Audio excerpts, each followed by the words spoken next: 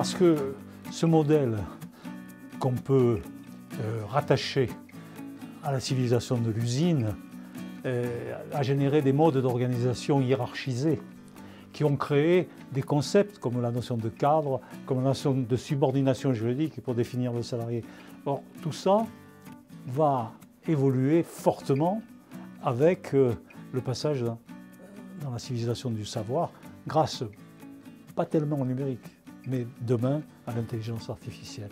Et c'est là le cœur du débat.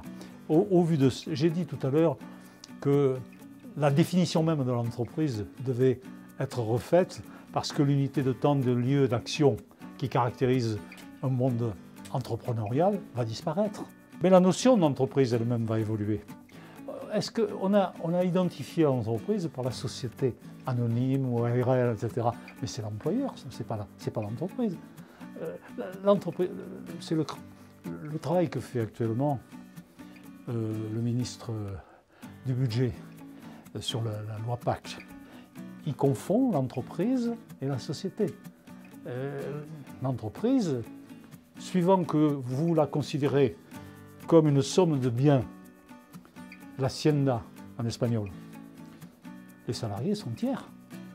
Mais si vous la considérez comme une activité, l'empresa en espagnol, les salariés sont plus tiers.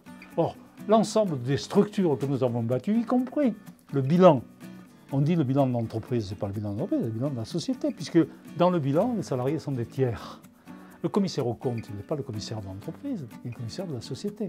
Tout ça nécessite des réflexions qui ont été conduites depuis longtemps. J'ai cité Chaban-Delmas, mais il y en a d'autres. Le mouvement Entreprise et Progrès a travaillé sur ces questions-là avec moi, d'ailleurs, il y a 30 ans, 40 ans. Donc je crois que, et ça nécessite un comportement différent du manager.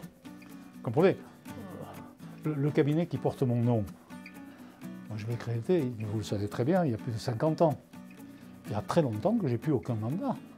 Et pourtant, j'ai une autorité morale qui fait que je suis un peu celui auquel on se réfère. Pourquoi? Parce que j'ai créé des valeurs, et c'est sur ces valeurs que se crée la collectivité. Et ces valeurs, elles ne sont pas financières, elles sont morales, elles sont philosophiques.